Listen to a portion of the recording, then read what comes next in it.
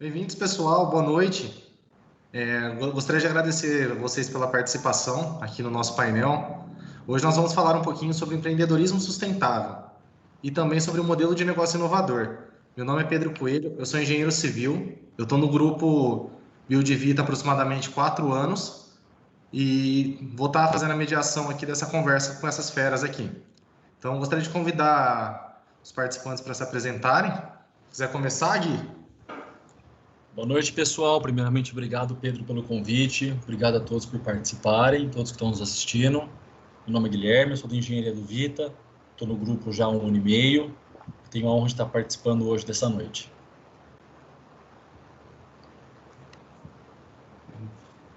Netão, bora? Vamos lá. Boa noite, pessoal. Boa noite, Caio, os Guis, Pedrão, Zé, Paola, Jade, turma toda aí. Agradecer que às 9 da noite a galera tá esperando aí. São guerreiros, esperamos corresponder aí. Boa noite. Isso aí. Vai lá, Zé Márcio.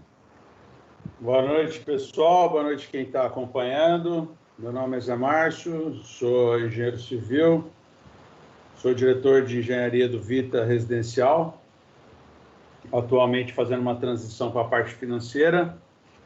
E obrigado por quem está acompanhando novamente. Fala aí, Caio.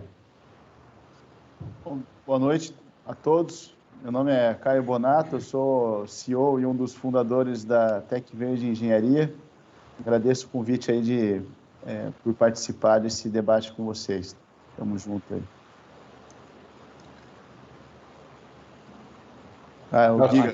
Eu sou o último, né? Boa noite a todos. Guerreiros mesmo, quem esperou até essa hora para participar conosco aqui, meu agradecimento de coração. Eu sou fundador da Homeland, uma fintech, uma proptech de financiamento imobiliário, fundada há 4 anos. A Homeland é a minha 7ª empresa. Eu, apesar de engenheiro de formação, sou empreendedor de carreira. Queria agradecer também muito ao pessoal da Vita pela gentileza e pelo convite. Isso aí, pessoal. Bom, Gui, Caio, Guilherme, vamos falar um pouquinho sobre o nosso projeto que a gente está desenvolvendo hoje dentro da empresa, que está com o nome inicialmente de Tec Vita, mas logo a gente está saindo para o mercado já com um nome mais parrudo, né? Então, Gui, se você quiser começar a falar do nosso projeto, acho bacana. Aí você passa a bola para o Caio depois. Falo. É Tec Vita, mas tem que colocar o Home no final agora, né? Isso. Você já agregou a tríade aí. A nossa proposta foi lá no início da pandemia, tá pensando em como construir de uma maneira mais escalável, em terrenos melhores, áreas mais centralizadas, como que a gente poderia ofertar isso para o nosso cliente no mercado. E aí veio um insight depois de estar buscando aqueles clientes que não conseguiam efetivamente ter o sonho da casa própria, em construções que hoje têm um padrão até melhor de acabamento do que o atual mercado. Foi que a gente conseguiu buscar a Tec Verde para compor o nosso time aí, já com uma pré-industrialização, né? Industrialização off-site, toda a parte de wood frame, acrescentando aqui na nossa região. Bacana, Gui. Ô, Caio, fala um pouquinho como está sendo a atuação hoje da Tec Verde em parceria com a Vita dentro desse projeto. Bom, acho que é uma parceria que se iniciou há um bom tempo atrás, né? A gente tentou entender como viabilizar uma tecnologia industrializada para os empreendimentos, vamos dizer assim, tradicionais da Vita. A gente estudou diferentes modelos de negócio até a gente entender que onde a gente mais poderia agregar valor eram em negócios onde a Vita ainda não estava atuando com escala, né? Que eram empreendimentos menores, mais bem localizados e que, com a tecnologia atual, talvez vocês não conseguissem ser tão competitivos assim em canteiros tão pequenos. Ali a gente entendeu que levar a obra pronta e encurtar drasticamente o ciclo de obra seria uma vantagem competitiva importante e que só a industrialização conseguiria trazer. E quando a gente trouxe a Homeland para dentro desse projeto, eu acho que aí o ciclo fechou, né? Porque uma obra curta para clientes de média baixa renda, você precisa resolver um problema importante de pró-soluto, né? Não adianta nada você terminar uma obra muito rápida, entregar essa obra para o cliente final, correr um risco financeiro ali dos 20% que os bancos não financiam.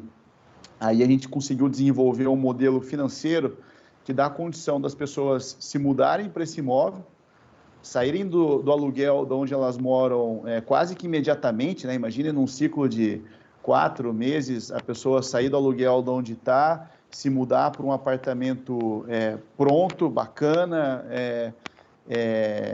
deixando de pagar o aluguel e passando a pagar a prestação do imóvel no qual ela vai morar e vai ficar para ela para o resto da vida, né? O que era uma despesa acaba virando investimento. Foi isso que a gente conseguiu fazer com um produto que a gente chama de zero entrada. Então, um empreendimento pequeno, entregue muito rápido, junto com um produto financeiro que permite a pessoa se mudar muito rápido, sem correr o risco do pró-soluto. Esse seria o resumo do que a gente está fazendo. Muito bom, cara. E, ô Giga, fala um pouquinho para a gente, cara, sobre o projeto da Tech Home, sobre os condomínios horizontais que vocês estão prospectando e vocês já estão desenvolvendo, por favor. Claro.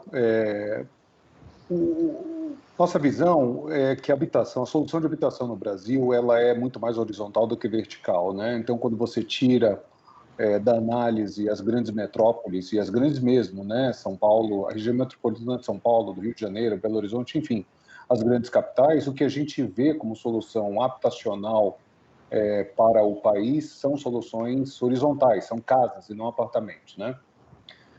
O grande desafio é que a própria lei impulsionou o loteador a fazer uma parte da solução. Não quando o desenvolvedor imobiliário faz um loteamento, ele entrega um lote, uma terra, e ninguém mora em terra. É muito interessante, é um bom começo, mas não resolve o problema como um todo. Ao contrário, causa um outro problema, que é você desenvolver bairros próximos de centros urbanos completamente vazios. A esse problema a gente se refere como um problema de ocupação. Você tem um bairro muito bem pavimentado, com infraestrutura de saneamento, de água, luz, esgoto, com terrenos muito bem implementados, mas sem nenhuma casa. A gente costuma brincar que os primeiros moradores desses novos bairros ou dos condomínios fechados são verdadeiros heróis, né, que se dispõem a construir uma casa no meio de 400 e 500 lotes e morar ali absolutamente sozinho. A gente ataca esse problema dando soluções de ocupação integradas à solução de financiamento.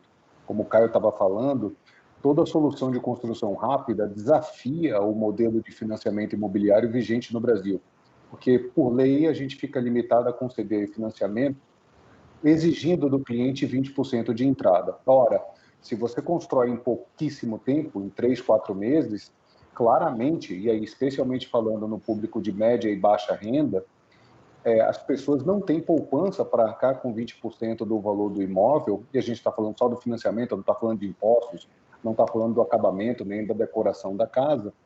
E isso trazia um incentivo perverso, mais uma vez, ao herói que queria construir, ele não conseguia construir no pouco tempo. A Tech Home é uma solução de ocupação mais acelerada, de promover a mudança mais rápida do indivíduo e tirá-lo mais rapidamente da sobreposição de custos do aluguel do apartamento que ele mora e da parcela do lote. A gente unifica essas duas prestações no financiamento da casa, fazendo com que ele mude para o local sonhado muito mais rápido do que ele o faria. Muito bom, Giga. E assim, olhando agora na questão do cenário, né, vamos falar assim, casa, apartamento, hoje, olhando por todo, de maneira global, hoje a gente já está conseguindo trazer essa solução para ambos os setores, né? Olhando nesse sentido, como que vocês veem o impacto positivo no cliente e também no setor da construção? Impacto positivo do quê? Falhou para mim. Do modelo de negócio, Caio. Sim. Para o cliente final, acho que é vital, né? Eu acho que a gente percebe, a gente já analisou mais de 40 mil CPFs, significa que a gente analisou mais de 40 mil lotes, de pessoas que compraram um lote. A gente analisou os CPFs dessas pessoas e conseguiu entender muito bem o perfil socioeconômico dessas pessoas. A gente percebe que existe pelo menos 1/3 em todo e qualquer loteamento que a gente analisou, é muito parecido o comportamento. 1/3 das pessoas dificilmente vai conseguir construir uma casa enquanto está com a sobreposição dessas despesas, né? Da parcela do lote, mais o aluguel de onde mora. Dificilmente as pessoas vão conseguir formar poupança ou ter algum tipo de capital disponível no seu orçamento doméstico para construir a casa. Então, significa que esses caras vão ficar pagando um lote por um bom tempo, até cair a ficha de que ali eles não vão conseguir morar, destratar o lote e buscar alguma outra residência pronta. Então, conseguir dar solução para esse cara, eu acho que resolveu um problema social importante. Esse cara decidiu comprar aquele lote, ele quer morar naquele bairro, ele quer morar numa casa, ele sonhou com aquilo, né? E conseguir ter uma solução para isso, eu acho que depende de 2 fatores. Ter uma solução construtiva que permite um financiamento competitivo, ágil, menos burocrático, mesmo para a construção individual. A gente sabe que hoje essa é uma das grandes barreiras para os loteamentos serem ocupados, né? Ter uma solução de financiamento para a construção de casas, enquanto o lote ainda está alienado ao loteador, como garantia. E a gente viu que um dos gargalos para que as soluções financeiras para financiamento da casa individual se desenvolva é a garantia em relação ao que vai ser construído naquele lote. Sem você ter uma padronização dos produtos, sem você ter uma garantia da entrega, da qualidade, dos prazos, de que de fato o imóvel vai ser construído quando financiado, os financiamentos acabam assumindo alguns riscos que tornam esses financiamentos individuais muito caros. E a combinação da TecVerde com a Homeland, esse produto Tech Home, é justamente isso. É tecnologia construtiva para trazer o conforto, né, e a segurança para o banco de que aquela casa vai ser construída num determinado padrão, com a performance de durabilidade e performance do imóvel adequada. E graças a isso a gente consegue reduzir drasticamente o risco da operação, os custos de vistoria de obra, de análise do orçamento da construção. Tem diversos custos que são reduzidos por conta disso. Então, para o cliente final, a gente acha que é uma solução bastante importante, tem até um apelo social. E para o loteador, é a solução da carteira dele.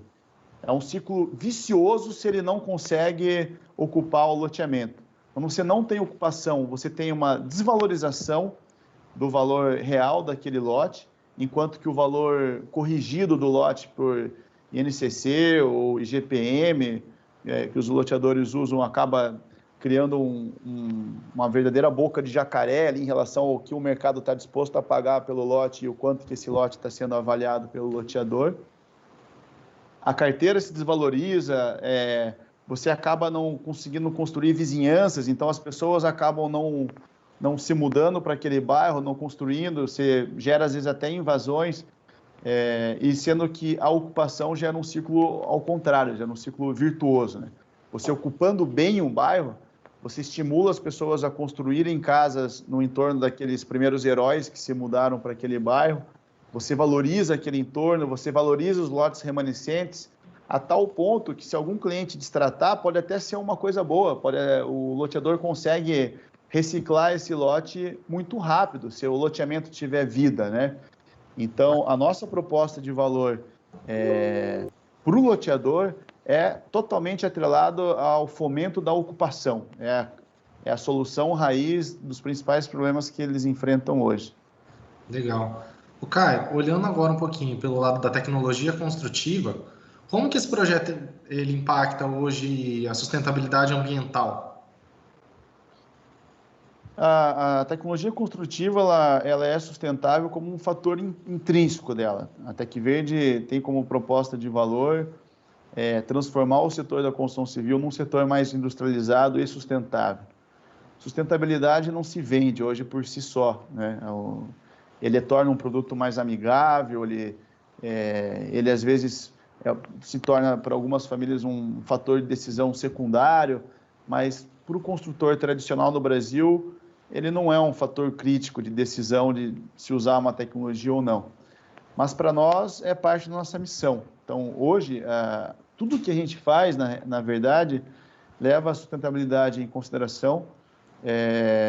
As nossas construções geram 85% menos carbono durante o processo de construção, geram 85% menos resíduo para a construção durante a obra, consome 90% menos água para a construção de um edifício e são 2 vezes mais eficientes termicamente e energeticamente, né? Falando, porque para climatizar o imóvel você vai gastar 2 vezes menos energia do que você gastaria com um imóvel tradicional.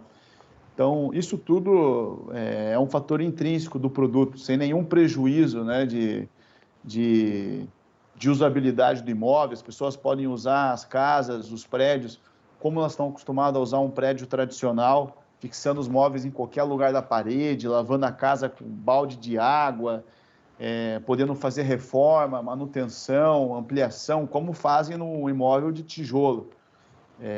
Então, acho que esse é um fator mega importante, trazer a sustentabilidade, mas sem mudar a forma que o brasileiro usa e habita o imóvel. Essa foi uma premissa importante do nosso projeto lá atrás.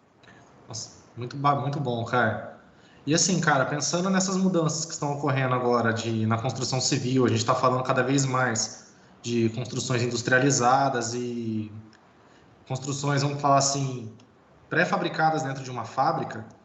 Como que você vê essas mudanças nos próximos anos? Bom, eu tenho batido bastante numa tecla que eu acho que o maior subsídio que esse setor pode ter está dentro dele mesmo, né? A gente vem há anos vivendo a custas de subsídios do governo. E eu acho que o nosso setor está tão defasado em termos do que ele pode alcançar em produtividade, que aí tem a nossa verdadeira mina de ouro. Assim. Se pegar e comparar um carro popular e um apartamento popular, há 10 anos atrás, custava praticamente a mesma coisa. Hoje, um apartamento popular custa praticamente 3 vezes o que custa um carro popular. No mesmo país, a mesma moeda, a mesma inflação. Isso se deve à produtividade. Nosso setor ele decresceu em produtividade em cerca de 0,5% ao ano nos últimos 15 anos. Né? E o efeito que a gente vê é esse. Eu acho que se a gente mudar esse ciclo, se a gente conseguir, de fato, aumentar o nível de produtividade do setor, como a indústria automobilística faz, aí está o verdadeiro subsídio do setor. A gente vai conseguir descolar o custo de construção de uma habitação da inflação natural do país e tornar, por consequência disso, cada vez mais viável, né, a aquisição da casa própria por clientes de mais baixa renda sem necessidade de subsídios. Né? Por isso que eu acho que a produtividade é a nossa principal arma para a nossa competitividade, para a nossa sobrevivência no mercado de baixa renda sem depender de governo. Muito bom, cara. Contextualizando tudo que você está falando, né? A sustentabilidade dentro desse projeto, vamos falar assim, que o subsídio hoje seria a sustentabilidade que a produtividade traz para a gente, né? Então, assim, a gente ganha velocidade, a gente ganha tempo, automaticamente a gente consegue subsidiar isso, né? De uma maneira melhor. Mas muito bom. E abrir espaços para soluções financeiras como o que a Homeland vem fazendo há anos, né? Eu acho que há mais de 4 anos a Homeland opera soluções financeiras inovadoras e muito pouco para o mercado de baixa renda, porque existe uma entidade ali chamada Caixa Econômica e os subsídios do governo que funcionam quase como uma barreira para a livre competição nesse mercado. A partir do momento que você não tem essa ajuda, né, vinda de fora, e você tem a livre competição nesse mercado, eu acho que aí sim você acaba incentivando o nosso setor a se tornar mais produtivo para se tornar mais viável. É aquela cenourinha que vem na frente, mas eu sempre brinco que tem uma cenourinha que vem atrás, né? Essa de cortar o subsídio é uma você tem que olhar para trás para ver se ela está vindo ou não. Isso aí, cara. Produtividade é subsídio sustentável, né? Parando para analisar no contexto todo. Isso aí, muito bom. Agora eu vou fazer uma pergunta um pouco polêmica ali pro Zé e pro Netão. Hoje a gente fala da industrialização da construção, né? Então, assim, quais que são os principais desafios e as principais oportunidades que a gente vê agora no futuro? Bom, você quer ir, Zé? Posso ir? Pode. Legal. O Pedrão, o Caio deu meio que uma aula aí, né? Então, assim, eu acho que quando a gente fala em industrialização, a gente está buscando produtividade, a gente está buscando redução de desperdício e talvez aí o principal aí, que é a redução do ciclo. A tecnologia por si só, se ela for comparada com o que é feito tradicionalmente, ela ainda é cara, ela ainda é mais cara, é o que a gente percebe. Então, se a gente comparar uma parede por metro quadrado de drywall ou wood frame e tal, com uma parede de alvenaria, talvez a gente vai chegar na conclusão que a parede de alvenaria ela é mais barata, mas eu acho que a gente precisa analisar o contexto como um todo, né? O ciclo como um todo. E talvez esse ganho vai estar muito nisso daí. Então, eu acho que a gente tem uma barreira que o Caio explicou muito bem aí, a questão do incentivo do governo. O setor ainda é visto como muito empregador de mão de obra, isso acaba sendo muito negativo, então temos pouco incentivo para industrializar, para mecanizar.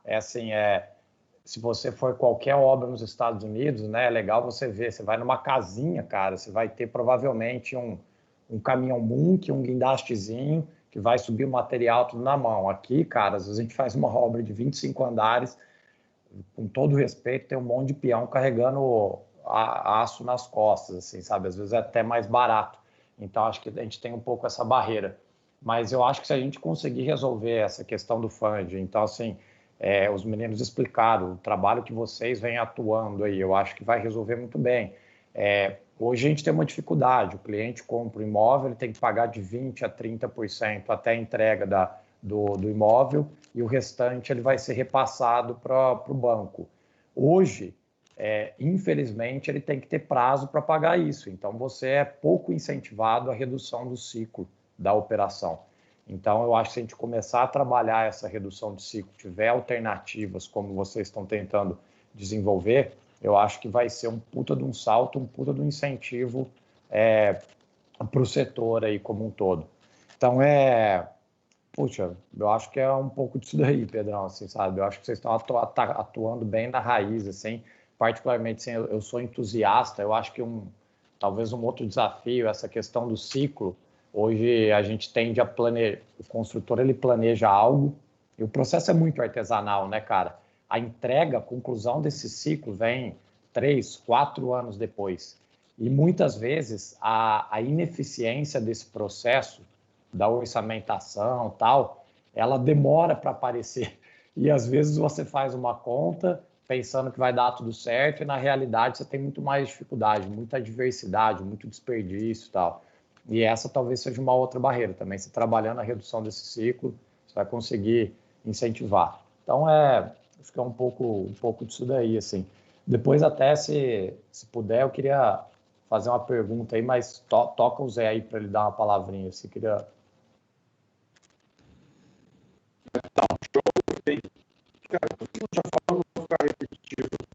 Ô Zé, você está no mudo.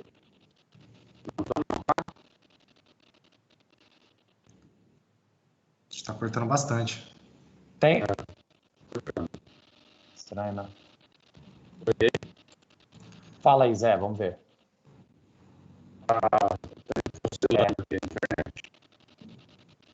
Tá oscilando? Está oscilando bastante. O Gui, você quer complementando enquanto ali a internet do Zé vai resolvendo? Complemento sim, mas vai muito na pegada que nós estamos discutindo já esse debate, que a industrialização vem realmente, eu acho, num processo antes do início de uma incorporação, um processo fabril, e sim, lá na ponta nós vamos reduzindo o ciclo de incorporação, lançamento, obra e entrega final, aumentando, acho que sempre a qualidade do produto ofertado para o cliente, o desempenho oferecido para o mercado, e o ciclo mais enxuto de todo o conteúdo global aí de formação. Bacana. E assim, quando a gente para olhar, né, nesse sentido de industrialização, né, todo mundo acha que vai ser uma caixinha, uma coisinha, um apartamento diferente, mas assim, o pessoal não consegue visualizar que no final do dia a gente está falando do mesmo produto, só que feito dentro de um ambiente fabril, onde a gente consegue ter processos mais controlados, a gente consegue oferecer também um pouquinho mais de qualidade ali para o trabalhador que está, ao invés de estar trabalhando no sol quente numa obra, está trabalhando num barracão.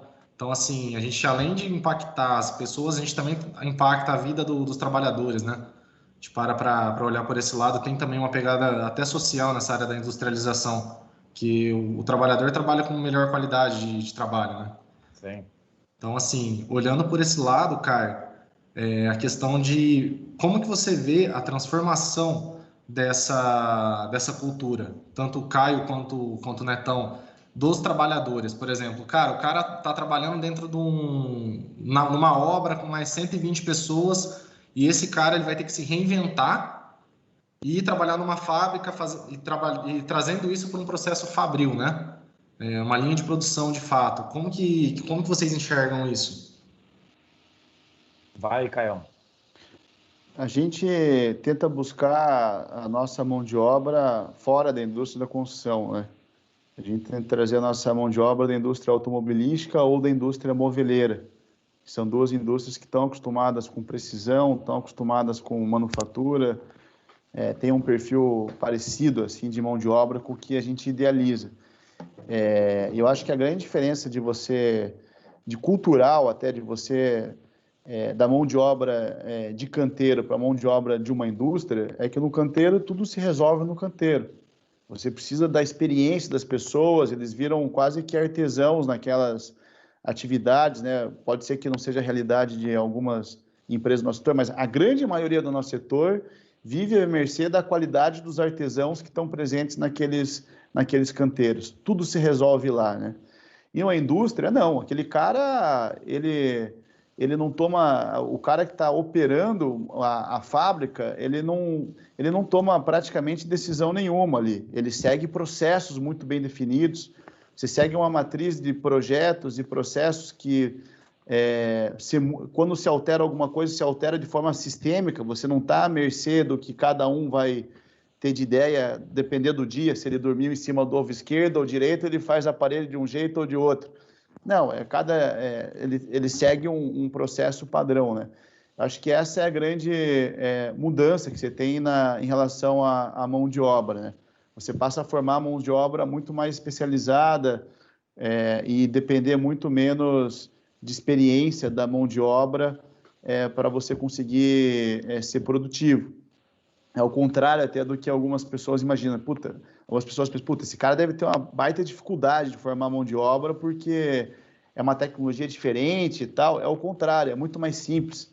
Porque os processos são padrão, não importa se é o Zezinho ou fulano ou ciclano que está lá na fábrica operando.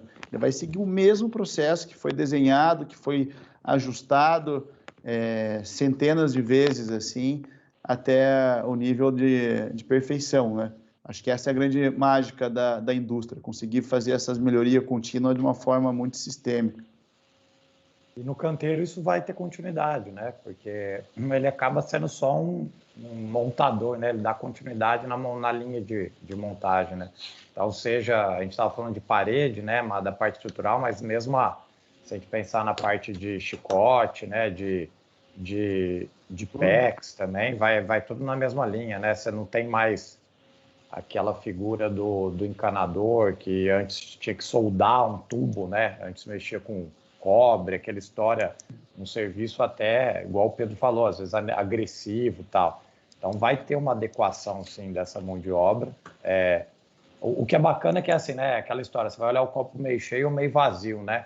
Então, o governo parece, acho que o que o Caio falou foi muito bem, a partir do momento que houver um investimento maior em industrialização, a tendência é da gente ganhar produtividade, de conseguir reduzir ciclo e conseguir reduzir o custo, né?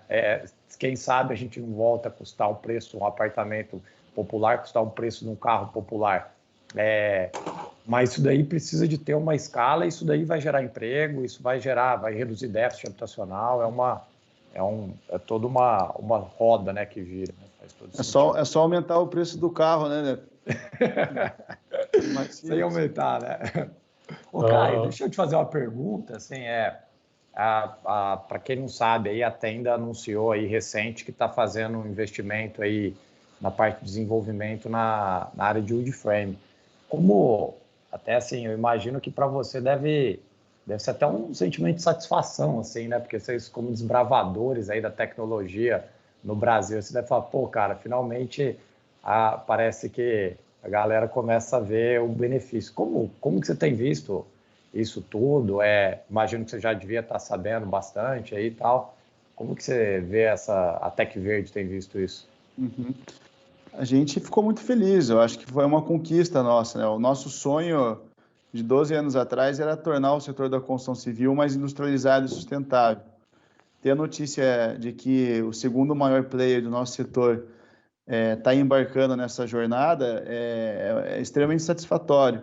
Pensar que um dos players mais competitivos em parede de concreto elegeu a tecnologia wood frame, off-site, como a bola da vez, né? Começando nas casas, sobrados, depois, quem sabe, chegando nos prédios. É extremamente satisfatório.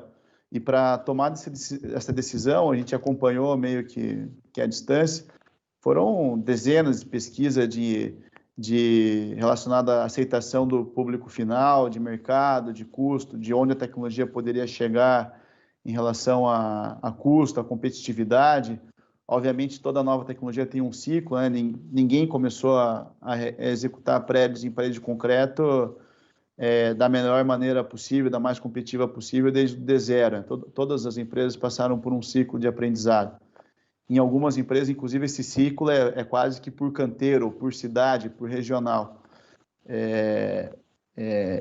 A gente fica extremamente animado. Eu acho que ter bons players, né, ajudando a desenvolver tecnologia é tudo que esse setor precisa, porque o setor é gigante, né? Um setor extremamente pulverizado no mundo inteiro. Não existe um único player que vai ganhar o jogo no mercado inteiro, assim. E a Tec Verde, eu acho que ela tem espaço de sobra para trabalhar, e eu acho que ter os grandes produzindo as suas obras dentro de casa com uma tecnologia diferenciada só nos ajuda a convencer os médios, os pequenos a embarcarem nessa também, né? Investir numa fábrica não é um negócio barato que qualquer construtora ou incorporadora no Brasil conseguiria fazer. Investir em desenvolvimento de tecnologia, então, é pior ainda, né? Porque é um ciclo muito longo, de resultados de muito longo prazo, coisa que não é da cultura do empreendedor brasileiro. Então, eu acho que vai ser bom para todo mundo. Vai ser uma alavanca aí para a adoção da tecnologia. Legal. E você falou, né, cara, a operação da tenda em parede de concreto, puta, cara, é difícil a gente falar que é a mais, mas era muito redonda. Ela né? Eles vão continuar operando, né? Principalmente nos térreo mais 4 aí deles aí, mas é muito redonda mesmo, né? E realmente eles terem ido atrás dessa tecnologia mostra que faz sentido mesmo. Legal. Vamos aí, Pedrão. Acho que o Zé voltou aí o som, Zé. Não, deu uma travada aqui, mas destravou, vocês me desculpem. Eu só voltar um pouquinho, viu, Caio, e assim, uma das coisas que acho que a gente não falou aqui durante esse bate-papo, que esse projeto nosso de ter prédios com menos unidades, condominiais mais bem localizados, também tem um puta fator social interessante, né? Você conseguir trazer aquela pessoa para um lugar mais com infraestrutura, mais central, etc., tem um lado social nisso, né? Acho que foi daí que partiu, diante da gente aqui, do nosso lado, esse sonho grande de tentar viabilizar esse tipo de coisa, esse tipo de empreendimento em locais mais bem situados ou mais centrais, né? Eu não gosto de ficar comparando, porque senão fala que então constrói mal, não é isso. Mas assim, a gente viu também, em cima de muitas pesquisas, uma base de clientes robusta, uma necessidade, uma vontade de se morar em alguns outros determinados locais que a gente não era tão atuante por questão de escassez de terreno, tamanho de área, entendeu? Então, tem esse lado social muito bacana que esse projeto pode contemplar. Legal. Nossa, muito bom, Zé, muito bem pontuado. Cara, queria fazer uma pergunta para o Giga, olhando todo esse cenário que a gente está vendo, né, desse novo projeto que a gente está desenvolvendo junto. Ô Giga, como que você vem agenciando e gerando crédito para os clientes, pensando em ser tão competitivo como agente bancário? É uma excelente pergunta. Deixa eu dar um passo para trás antes. Tem nessa discussão da construção industrializada, eu queria, para começar a responder sua pergunta, Pedrão, adicionar a perspectiva do capital. Como é que o capital olha para o setor, né? É bom a gente lembrar que 70% das habitações desse país são construídas embaixo do programa Minha Casa Minha Vida, bancado e subsidiado pelo governo. Eu não sou contra fazer, eu só acho que isso é insustentável. O país é um país pobre e quebrado, ele não consegue ficar bancando essa brincadeira ad eterno, né? Isso vai chegar a um final. 25% das habitações, então vamos somar aí 95%, não é o governo colocando dinheiro, é o governo obrigando o banco a colocar dinheiro. Então, quando você tem um sistema em que o governo coloca 70% do dinheiro e ele obriga o banco a colocar os outros 25%, você não tem que se preocupar com a atração de capital. Então, o setor não teve que se acostumar, não teve que aprender como é que ele se torna um setor sexy, como é que ele torna-se um setor atrativo para o capital. Vamos pensar, então, como é que um banqueiro ou como é que um gestor de fundo de investimento sentado no seu escritório da Faria Lima seria convencido a colocar capital à disposição da produção de produtos imobiliários. Então, você imagina uma construtora, por melhor que seja, explicando para o cara que ela vai comprar saco de cimento, que ela vai comprar concreto, que ela vai comprar aço, ela vai contratar um monte de pedreiro e ela vai colocar isso tudo junto num canteiro e que o capital vai ficar disponível ali por 3 anos, correndo risco de material sumir, desaparecer, da mão de obra desaparecer, do preço do aço subir. Imagina a quantidade de riscos que um sujeito sentado na Faria Lima começa a enxergar quando ele ouve esse enredo. Imagina a quantidade de risco, imagina o medo que vai dar nesse sujeito de colocar dinheiro para financiar a produção, financiar a obra. Então, eu acho que tem um outro aspecto aí que, por hora, é secundário, mais uma vez, porque 95% do capital alocado para a produção de produtos imobiliários, ele é alocado por obrigação.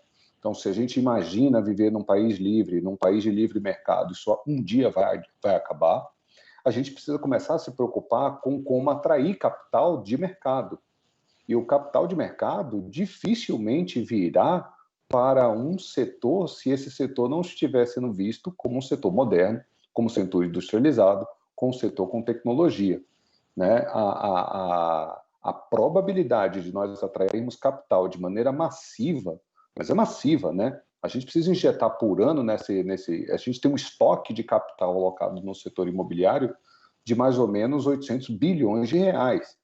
Né? A gente não adianta atrair pouco capital, atrair capital de maneira massiva, sem mostrar que a produção pode ser feita de uma maneira moderna, inteligente, com um risco de capital menor, com menos riscos de processo, provavelmente implicará em trazer capital a um custo muito alto, inviabilizando a produção.